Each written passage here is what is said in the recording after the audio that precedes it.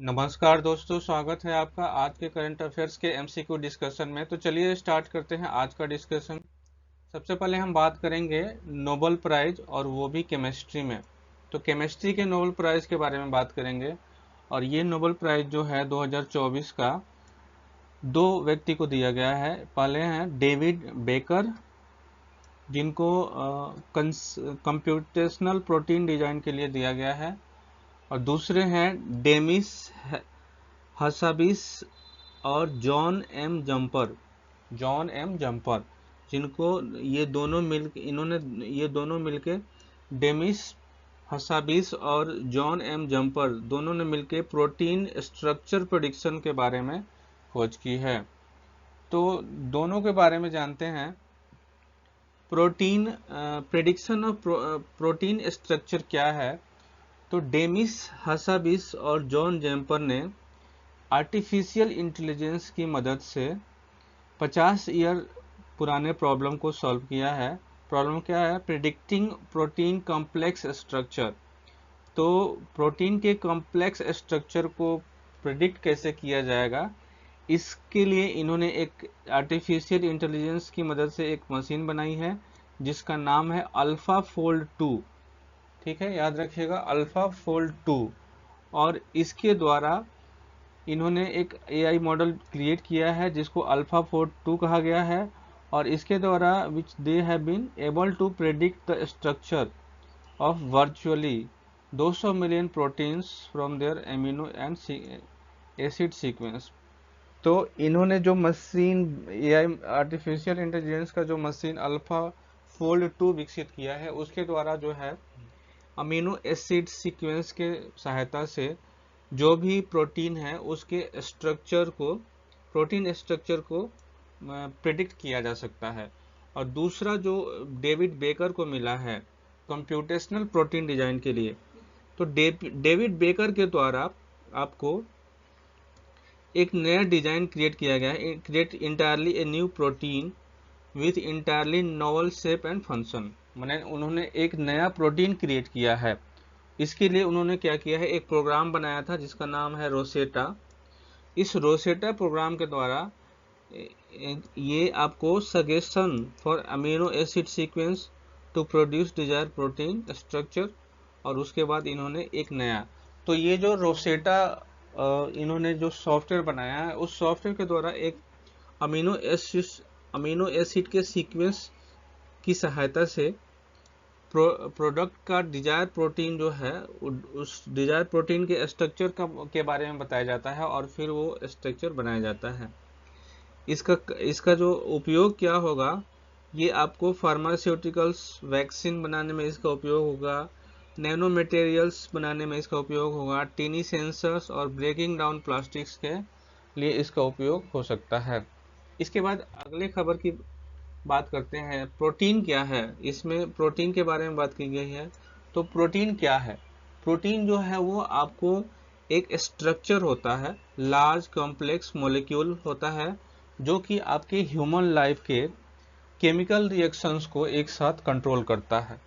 ये आपको large complex module होता है जो control and drive all the chemical reaction that together are the basis of life. जो भी ह्यूमन लाइफ के कॉम्प्लेक्स और लार्ज मॉड्यूल्स होते हैं, उसको ये उन सभी के केमिकल रिएक्शन को ये कंट्रोल करता है। प्रोटीन जो है वो आपको एक और एक से ज़्यादा folded chain of amino acid से मिलके बना होता है। तो याद रखिएगा, प्रोटीन में आपको अमीनो एसिड पाया जाता है जिसको पॉलीपेप्टाइड भी कहा जाता है। यानी कि जो प्रोटीन में अमीनो एसिड पाया जाता है उसको पॉलीपेप्टाइड भी कहा जाता है। इसका जो सीक्वेंस होता है वो आपको डीएनए सीक्वेंस ऑफ प्रोटीन से डिसाइड होता है। Those sequence are determined by DNA sequence of protein encoding gene. तो डीएनए सीक्वेंस से प्रोटीन का सीक्वेंस जो है वो आपको पता चलता है। प्रोटीन जो होता है वो आपको required for structure function and regulation of body tissue and organ. इसका जो उपयोग है, जो हमारा शरीर है उसमें प्रोटीन का जो उपयोग है वो आपको जो शरीर के टिश्यू और ऑर्गन्स होते हैं उनको स्ट्रक्चर, उनके काम करने में मदद करता है और उनको जो है रेगुलेट करता है। तो ये प्रोटीन का काम है। प्रोटीन में आपको अमीनो एसिड, जिसको पॉलीपेप्टाइड भी बोला जाता है, पाया जाता है। Protein also function as hormones, signal substance, antibodies, building block of different tissue. Protein के इसके अलावा भी उपयोग होता है, जैसे सिग्नल सब्सटेंस में हार्मोन के रिलीज करने में प्रोटीन का उपयोग होता है, एंटीबॉडीज रिलीज करने में प्रोटीन का उपयोग होता है, जो टिश्यू होते हैं उसके बिल्डिंग ब्लॉक्स को बनाने में भी प्रोटीन का उपयोग होता है। इसके बाद हम अगले खबर की बात करते हैं। तो अगला जो खबर है वर्ल्ड मेंटल हेल्थ डे 2024 के बारे में है। तो 10 अक्टूबर को है, 10 अक्टूबर को वर्ल्ड मेंटल हेल्थ डे मनाया जाता है। 1992 world federation of mental health, इसकी स्थापना हुई थी और इसके द्वारा जो है इस वर्ल्ड मेंटल हेल्थ डे को आयोजित किया जाता है। अगर फर्स्ट मेंटल हॉस्पिटल की बात की जाए तो 792 ईस्वी में बगदाद में पहला मेंटल हॉस्पिटल जो है स्थापित किया गया था। ठीक है, इसके बाद हम बात करते हैं फोर्टिफाइड राइस के बारे में। तो न्यूज़ ये है कि सरकार ने फोर्टिफाइड राइस की सप्लाई को 2028 तक बढ़ा दिया है। 2028 तक जो है वो बढ़ा दिया है। जितने भी सरकार के वेलफेयर स्कीम्स हैं जिसमें राइस को सप्लाई किया जाता है, उसमें फोर्टिफाइड राइस को दिया जाएगा। फोर्टिफाइड राइस जो होता है वो आपको एडिशनल न्यूट्रिशन प्रोवाइड कराता है। एडिंग फोर्टिफाइड राइस, जिसमें आपको micro nutrients, iron, folic acid, vitamin B12 और कस्टम मील जो होता है उसमें ऐड किया जाता है, ताकि जो न्यूट्रिशंस की कमी है उसको पूरा किया जा सके। और ये जो न्यूट्रिशन की जो स्टैंडर्ड होते हैं वो FSSAI के द्वारा निर्धारित किया जाता है। फोर्टिफिकेशन एक प्रक्रिया होती है जिसमें हम नॉर्मल जो प्रोडक्ट होता है उसमें वैल्यू ऐड करते हैं, जैसे विटामिन और मिनरल्स। जो नॉर्मल, जैसे नॉर्मल चावल पैदा होता है, तो आजकल की जो चावल होता है वो जब खाने के लिए लाया जाता है तो उसमें प्रोटीन जो है काफ़ी लॉस हो जाता है। जब वो जो उसको धान से जो चावल निर्माण होता है तो उसमें उसका जो प्रोटीन है, बहुत सारे प्रोटीन जो है लॉस हो जाता है, जिसके वजह से उसमें सिर्फ ग्लूकोज और शक्कर बच जाता है। तो वो जो है वो शरीर के लिए ज़्यादा लाभदायक नहीं होता है। इसीलिए सरकार ने क्या किया है कि आयरन, फॉलिक एसिड और विटामिन B12 को राइस में जो है वो फोर्टिफाइड करने का निर्णय किया है। और ये जो इसका जो उपयोग है 2028 तक एक्सटेंड कर दिया गया है। ठीक है, इसके बाद इसमें हम बात करते हैं फोर्टिफाइड राइस के बैकग्राउंड की बात करते हैं। तो 2022 में सरकार ने ये निर्णय लिया कि जितने भी जो सप्लाई होते हैं जन कल्याणकारी योजनाओं में, जो चावल का सप्लाई होता है, जैसे PDS के द्वारा जो भी सप्लाई दी जाती है और जो भी अन्य रेगुलर स्कीम्स होते हैं उनमें जो सप्लाई दिया जाता है, तो उसमें फोर्टिफाइड राइस को सप्लाई किया जाए। 2022 में ये निर्णय लिया गया था और इसको 3 चरणों में लागू करने के लिए योजना बनाई गई थी, जो कि मार्च 2024 में इसको पूरा कर लिया गया था। इसका जो योगदान है आपको, ये मल न्यूट्रिशन यानी कि कुपोषण से निपटने में सबसे ज़्यादा इसका फ़ायदा है। फोर्टिफिकेशन जो है वो कॉस्ट इफ़ेक्टिव है और अनेमिया, माइक्रो न्यूट्रिएंट मल न्यूट्रिशन के लिए ये कम करने के लिए इसमें इसका उपयोग किया जाता है। इसमें आपको राइस जो है ideally vehicle for supplying micro nutrients. 65% जो भारत में पॉपुलेशन है वो चावल खाता है, तो 65% लोगों को टारगेट करने के लिए चावल को फोर्टिफाइड किया गया है, ताकि फोर्टिफाइड चावल खाया जाएगा तो उसमें मल न्यूट्रिशन की समस्या, फिर उसके बाद अनेमिया की समस्या को दूर किया जा सकता है। इसमें किन किन स्कीम्स को शामिल किया गया है, तो सबसे पहले आपको TPDS यानी कि टारगेटेड पब्लिक डिस्ट्रीब्यूशन सिस्टम, फिर उसके बाद से ICDS जैसे आंगनवाड़ी केंद्र होता है, integrated child development service, PM पोषण अभियान जिसको मिड डे मील स्कीम बोला जाता है, जिसके तहत जो स्कूल्स होते हैं उसमें भोजन बनवाया जाता है और बच्चों को खिलाया जाता है।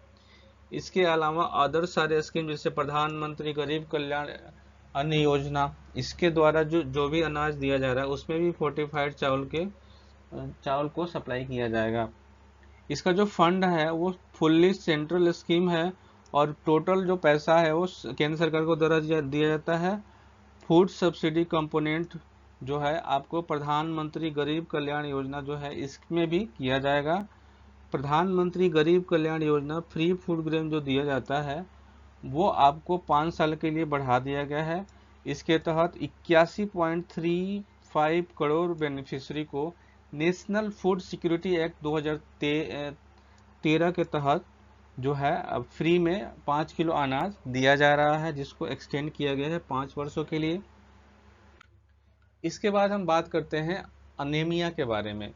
तो अनीमिया क्या है?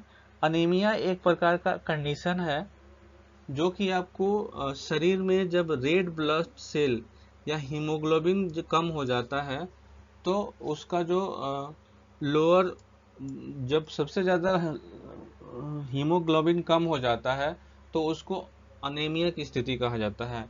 इसका प्रिवेलेंस क्या है? नेशनल फैमिली हेल्थ सर्वे 5 के रिपोर्ट के अनुसार भारत में 57% women, 59% adolescent girl and 67% children जो हैं वो अनीमिया के शिकार हैं, यानी कि अनीमिया से ग्रस्त हैं। 57% वोमेन जो हैं उनमें अनीमिया की कमी है। अनीमिया पाया जाता है लगभग अराउंड 60% एडोलसेंट जो गर्ल्स होती हैं, लड़कियां होती हैं, उनमें भी अनीमिया की कमी है। उसके अलावा 67% चिल्ड्रन जो हैं जिनकी आयु 6 से 59 मंथ्स हैं उनको भी एनीमिया का शिकार पाया गया है। इसके लिए भारत सरकार ने अनीमिया मुक्त भारत स्ट्रेटजी बनाई थी, जिसके द्वारा अनीमिया से भारत के वल्नरेबल एज ग्रुप को मुक्त करने के लिए अभियान चलाया गया था। इसके बाद हम बात करते हैं नेशनल मैरीटाइम हेरिटेज कॉम्प्लेक्स के बारे में। तो न्यूज़ क्या है? तो कैबिनेट के द्वारा एक स्वीकृति दी गई है कि एक नेशनल मैरीटाइम हेरिटेज कॉम्प्लेक्स बनाया जाएगा गुजरात के लोथल में। तो ये क्या होता है? तो नेशनल मैरीटाइम हेरिटेज कॉम्प्लेक्स जो है वो एक बिल्डिंग होगा जिसमें हमारे मैरीटाइम के जितने भी विरासत हैं उनको एक ही स्थान पे सजाया जाएगा और ये जो है भारतीय विरासत को बढ़ावा देगा। ठीक है। इसको शॉर्ट नेम में NMHC जो है वो डेवलप किया जाएगा सागरमाला प्रोग्राम के तहत। याद रखिएगा कि NMHC जो है उसका निर्माण सागरमाला प्रोग्राम के तहत किया जाएगा और सागरमाला प्रोग्राम जो है ministry of port shipping and waterway के द्वारा चलाया जाता है। इसका उद्देश्य है भारत के rich and diverse maritime heritage को दिखाना और create a largest maritime heritage complex in the world.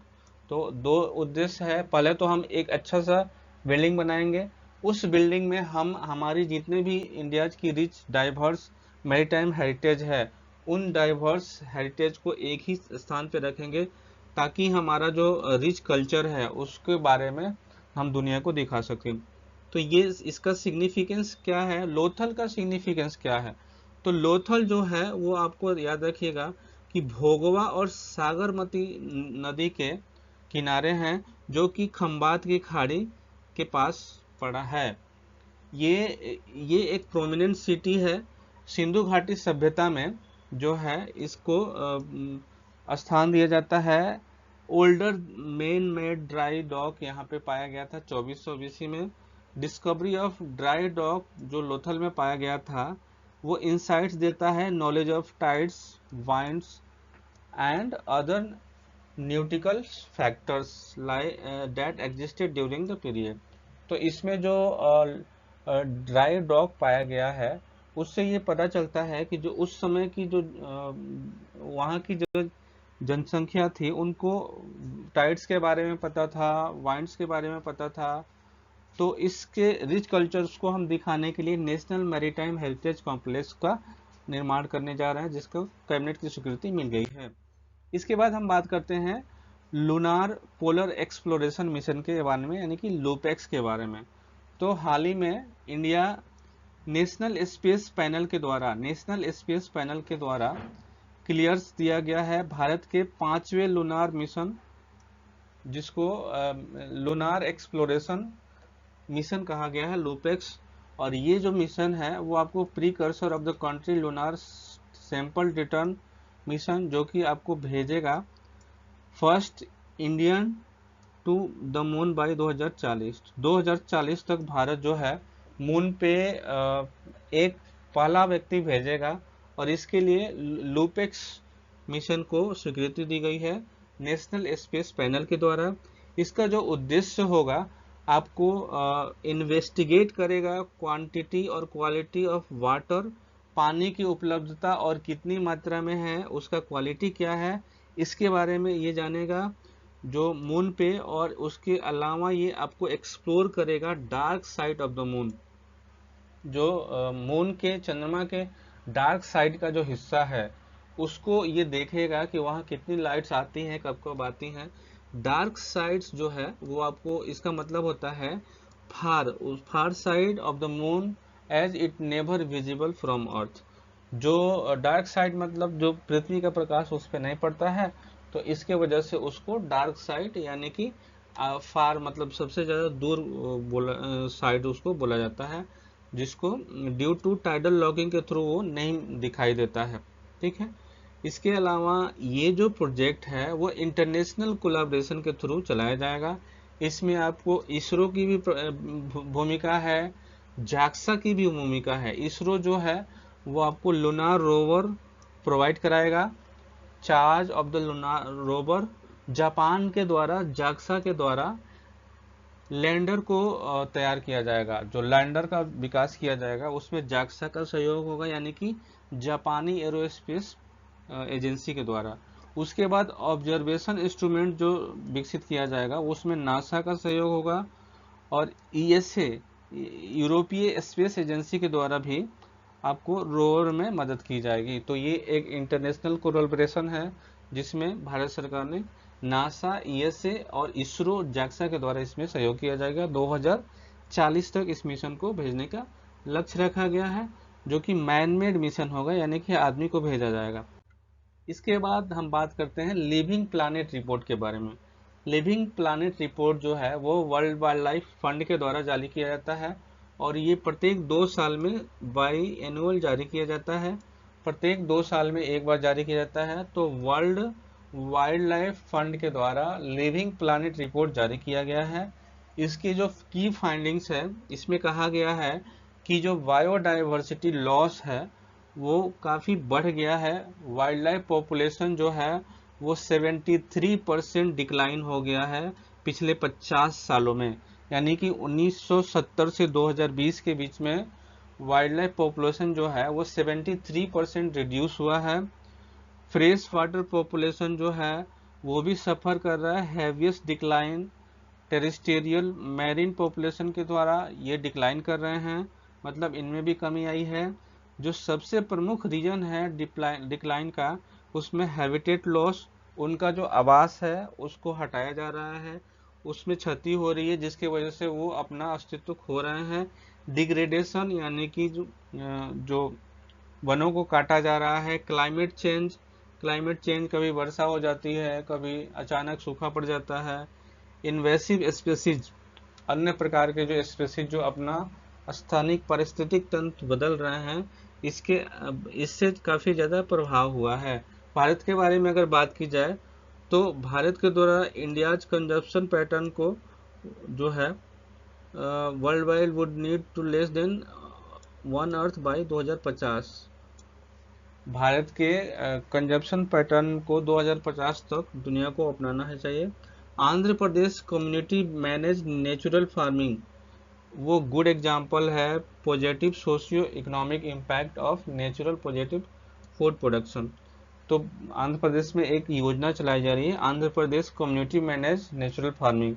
तो नेचुरल फार्मिंग के बारे में बताया गया है कि उससे क्या होगा कि positive socio economic impact generate हो गया है, जो कि इकोनॉमिक्स को जो इकोनॉमी है, इकोलॉजी है, उसको रीस्टोर करने में हेल्प होगी। इसके अलावा भारत के मिलेट मिशन को भी प्रेज दिया गया है। इसके बाद अगले खबर की बात करते हैं, तो national commission for backward classes के बारे में अगला खबर है।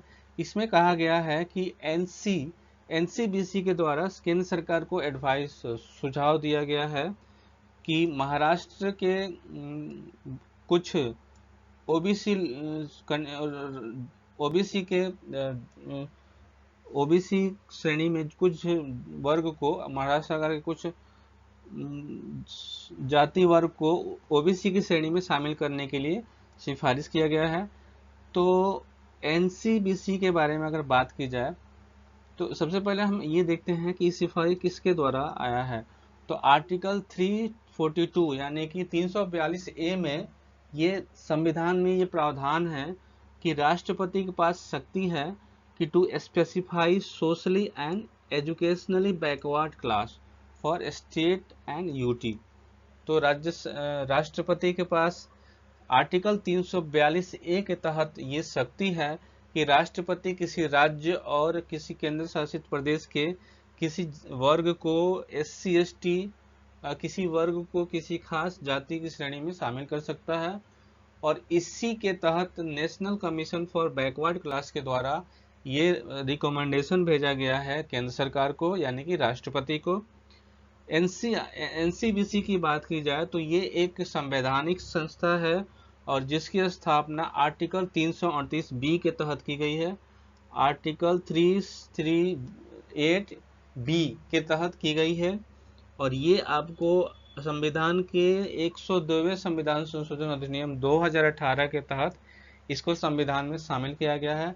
338 बी जो कि national commission for backward class की बात करता है, और ये 2008 में इसको संविधान संशोधन के तहत इसको शामिल किया गया था। इसकी कंपोजिशन की बात की जाए तो इसमें एनसीबीसी में एक चेयरमैन होते हैं, एक वाइस चेयरमैन होते हैं और 3 अन्य मेंबर होते हैं। ठीक है, इसका जो मुख्य कार्य है, investigate and monitor all matters relating to constitutional safeguard for the socially and economically backward classes, to inquire into specific complaints concerning the depriving of their rights and safeguard। तो जो national commission for backward classes है उसका जो मुख्य उद्देश्य है उसमें सबसे पहले तो ये कि ये जो भी बैकवर्ड और इकोनॉमिकली, सोशली और इकोनॉमिकली बैकवर्ड क्लास है उसके संवैधानिक जो हक है, अधिकार है, उसकी रक्षा करना। उसके बाद इसके अन्य कंसर्न्स को, जो उनके राइट्स हैं, उनके बारे में जो भी शिकायतें आ रही हैं उनको सुनना और उसका समाधान करना। इसके बाद हम बात करते हैं कंप्रिहेंसिव एनुअल मॉड्यूलर सर्वे के बारे में। तो ministry of statistics and programme implementation के द्वारा एनुअल CAMS को रिलीज किया, CAMS रिपोर्ट जो रिलीज किया गया है, इस रिपोर्ट में कहा गया है कि भारत में ड्रिंकिंग वाटर और सैनिटेशन में काफ़ी सुधार हुआ है। 97.8% जो हाउस होल्ड है उसमें टॉयलेट फैसिलिटी जो है वो उपलब्ध हो गई है। भारत में 97.8% लोगों के घरों में टॉयलेट है। 95.7% जो घर हैं उनमें आपको ड्रिंकिंग वाटर सोर्स को उपलब्ध करा दिया गया है। क्लीन फ्यूल की बात की जाए तो 63.4% जो घर हैं उसमें क्लीन फ्यूल का यूज होता है, यानी कि उसमें जो खाना बनता है वो कुकिंग गैस का उपयोग करके बनाया जाता है। पहले आपको पता था कि जो घरों में खाना बनते थे वो लकड़ियों को जला के बनता था, तो वो क्लीन फ्यूल नहीं माना जाता है। क्लीन फ्यूल का मतलब हो गया कि जिसमें एलपीजी का उपयोग करके या लाइट या गैस या इलेक्ट्रिक का उपयोग करके खाना बने, तो वो क्लीन फ्यूल। तो इसमें जो हाउस होल्ड की संख्या है वो 63.4% है। एजुकेशन की बात की जाए तो अमॉन्ग पर्सन एज 15 से 14 96.9% जो 15 से 24 एज ग्रुप का वर्ग है, वो आपको रीड और राइट यानी कि पढ़ने और लिखने में सक्षम है। मतलब simple statement, perform similar arithmetic calculation, थोड़ा बहुत उनको गणित भी आ रहा है और वो आपको छोटा छोटा थोड़ा बहुत लिखना पढ़ना भी जान गए हैं। तो 96.9%, और ये आपको 15 से 24 आयु वर्ग के लोग हैं। हेल्थ की बात की जाए तो मेडिकल एक्सपेंडिचर जो है पर household, hospitaliser hospitalisation during 365 day 4,129 रुपया इन रूरल एरिया और 5,290 इन अर्बन एरिया। मतलब जो एक out of the pocket medical expenditure जो है वो एक साल में एक व्यक्ति के द्वारा 4,129 रुपया किया जाता है गांव में, और शहर में 5,290 रुपया। सॉरी। इसके बाद हम बात करते हैं क्लाइमेट रिस्क इंफॉर्मेशन सिस्टम के बारे में। तो इस क्लाइमेट रिस्क इंफॉर्मेशन सिस्टम क्या है? तो आरबीआई के द्वारा बोला गया है, एक प्रपोजल दिया गया है कि आरबीआई एक reserve bank climate risk information system यानी कि आरबी क्रिस को क्रिएट करेगा। ये एक विंग होगा जिसको दो भागों में इसको बांटा गया है। ये डाटा रिपोजिटरी कंपैरिजन होगा जो कि दो भागों में काम करेगा। जो फर्स्ट पार्ट होगा वो वेब बेस्ड डिक्शनरी होगा, सॉरी डायरेक्टरी होगा, वेब बेस्ड डायरेक्टरी होगा। वहाँ इंफॉर्मेशन आपको उपलब्ध होगी, कोई भी व्यक्ति उसको एक्सेस कर सकता है और डाटा को जो है वो फाइंड कर सकता है, जिसमें आपको मेट्रोलॉजिकल, जियोस्पेशियल आदि डाटा जो है उसमें उपलब्ध होगा। दूसरा जो पार्ट होगा डाटा पोर्टल एक्सेसिबल जो होगा वो केवल आपको रेगुलेटेड इंटाइटीज के लिए होगा, comprising two standard data set. Regulated entities का मतलब जो ऑफिशियल संस्थान है उनके द्वारा अगर कोई डाटा की रिक्वायरमेंट है तो उनके द्वारा इस डाटा को एक्सेस किया जा सकता है। इसका जो मेन उद्देश्य है to address the gap in available climate related data such as fragmented and varied source, differentiating formats, sequency or units. It will help regulate entity to undertake climate risk assessment for ensuring stability of balance sheet and the financial inclusion.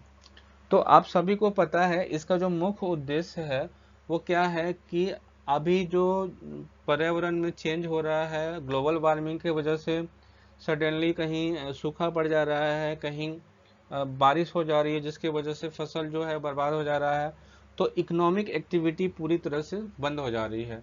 तो उन सारी economic activities को track करने के लिए, ताकि जो company है, जो इकोनॉमिक कंडीशन है, जो उस सिचुएशन उसके से उन चीज़ों से जो सिचुएशन इमर्ज हो रहे हैं उनको टैकल करने के लिए और कंपनी के बैलेंस शीट को जो है सही करने के लिए इन डाटा का उपयोग करना जो है बहुत जो है उसको उपयोग करने से काफ़ी सुधार होगा।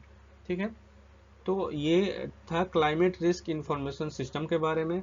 इसके बाद अगला जो फैक्ट है उसमें हम बात करेंगे। फैक्ट नंबर 1, वर्ष 2024 के लिए साहित्य का नोबेल पुरस्कार किसे दिया गया है? तो हानकांग, ये आपको नाम है, हानकांग को साहित्य का नोबेल पुरस्कार दिया गया है। उसके बाद दूसरा जो फैक्ट है उसमें आपको 38वें राष्ट्रीय खेलों का आयोजन किस शहर में किया जाएगा? तो उत्तराखंड में। 38वें राष्ट्रीय खेलों का आयोजन कहाँ किया जाएगा? उत्तराखंड में। तो उसके बाद एशियाई टेबल टेनिस महिला चैंपियनशिप 2024 का कांस्य पदक किस देश ने जीता? तो भारत के द्वारा जीता गया है। उसके बाद राष्ट्रीय समुद्री विरासत परिषद किस राज्य में स्थापित किया जाएगा? तो गुजरात में। 21वां आसियान शिखर सम्मेलन कहाँ आयोजित किया जाएगा? लाओस में, जो कि लाओस में आयोजित हो रहा है। पीएम मोदी ने हाल ही में भारतीय कौशल संस्थान का उद्घाटन किया है, मुंबई में किया है। 19वां पूर्वी एशियाई शिखर सम्मेलन का आयोजन किया जा रहा है लाओस में। इस वर्ष साहित्य के लिए नोबेल पुरस्कार से सम्मानित हांगकांग किस देश के नागरिक हैं? तो दक्षिण कोरिया। याद रखिएगा, हांगकांग जिनको नोबेल पुरस्कार मिला है साहित्य में, वो दक्षिण कोरिया के निवासी हैं। इसके बाद आज के प्रश्न की बात करते हैं। तो पहला जो प्रश्न है उसमें कहा जा रहा है कि हिमाचल प्रदेश द्वारा मादक पदार्थों की तस्करी से निपटने के लिए हाल ही में शुरू की गई पहल का नाम क्या है? ऑप्शन नंबर 1 कहता है नवजीवन, दूसरा संकल्प, तीसरा विकास, चौथा निर्माण। तो इसका आंसर राइट आंसर हो जाएगा संकल्प। इसकी व्याख्या देखते हैं। तो मुख्यमंत्री के द्वारा 6 अक्टूबर को संकल्प पहल जो है उसको शुरुआत की गई। इसका उद्देश्य नशीली दवाओं की तस्करी से निपटना और नशे की लत के शिकार लोगों के पुनर्वास में सहायता करना है। शिमला में दिव्य ज्योति जागृति संस्थान के कार्यक्रम में मुख्यमंत्री ने इसकी घोषणा की। सिरमौर जिले के कोटला बरौर में एक आदर्श नशा मुक्ति और पुनर्वास केंद्र स्थापित किया जाएगा। सिरमौर जिले के कोटला बरौर में एक आदर्श नशा मुक्ति और पुनर्वास केंद्र स्थापित किया जाएगा। यह केंद्र नशे के आदी लोगों को ठीक करने और समाज में फिर शामिल करने में मदद करेगा। इसके बाद हम बात करते हैं दूसरे प्रश्न की। इसमें कहा जा रहा है हाल ही में उड़ीसा में तेंदुए की कौन सी दुर्लभ प्रजाति की पहचान की गई है? तो इसमें आपको आंसर हो जाएगा काला पैंथर यानी कि ब्लैक पैंथर। उड़ीसा ने रिपोर्ट किया है कि मेलानिस्टिक लियोपार्ड, जिसको ब्लैक पैंथर भी कहा जाता है, मेलानिस्टिक लियोपार्ड जिसको ब्लैक पैंथर भी कहा जाता है, इन 3 फॉरेस्ट डिवीजन में इसको देखा गया है, जो कि ऑल उड़ीसा लियोपार्ड एस्टिमेशन 2024 में बताया गया है। इस स्पीसीज को पार्टिकुलरली वल्नरेबल श्रेणी में शामिल किया गया है क्योंकि ये पोचिंग के द्वारा इसको मारा जाता है। State is taking measures to protect them. राज्य सरकार के द्वारा बहुत सारे कदम उठाए गए हैं जिससे इनको जो है संरक्षित किया जा सके। सर्वे उसमें बताया जाए कि 696 लियोपार्ड जो है वो उड़ीसा में हैं, जो कि प्रीवियस एस्टिमेट से इंक्रीज हुए हैं। ठीक है, इसके बाद हम बात करते हैं अगले प्रश्न की, जिसमें कहा गया है कि कवाल टाइगर रिजर्व किस राज्य में स्थित है? तो ऑप्शन नंबर 1 इसका राइट आंसर होगा तेलंगाना में। तेलंगाना में कवाल टाइगर रिजर्व किस राज्य में स्थित है? तो तेलंगाना में। वन विभाग ने विश्व वन्यजीव सप्ताह 2024 को मनाने के लिए कवल टाइगर रिजर्व के बफर जोन में पहला साइक्लोथॉन आयोजित किया। तो वन्यजीव सप्ताह 2024 को मनाने के लिए कवल टाइगर रिजर्व, जो कि आपको तेलंगाना में है, याद रखिएगा, कवल टाइगर रिजर्व कहाँ है? तेलंगाना में है। साइक्लोथॉन का आयोजन कहाँ हुआ? तो तेलंगाना के कवल टाइगर रिजर्व में। कवल टाइगर रिजर्व जो है वो गोदावरी नदी के किनारे है, जो कि पूर्वी तेलंगाना में पड़ता है। यह सह्याद्री पर्वत श्रृंखला से में 2015 वर्ग किलोमीटर के क्षेत्र में फैला हुआ है। सरकार ने वर्ष 2012 में टाइगर रिजर्व घोषित किया था, कवल टाइगर रिजर्व को। रिजर्व के में जंगल, घास के मैदान, नदी, जल निकाय सहित विविध आवास हैं। यह मध्य भारतीय बाघ परिदृश्य का एक हिस्सा है जो महाराष्ट्र में ताडोबा, अंधारी और छत्तीसगढ़ में इंद्रावती से जुड़ता है। इसके बाद अगले प्रश्न की बात करते हैं। तो निक्षय पोषण योजना का मुख्य उद्देश्य क्या है?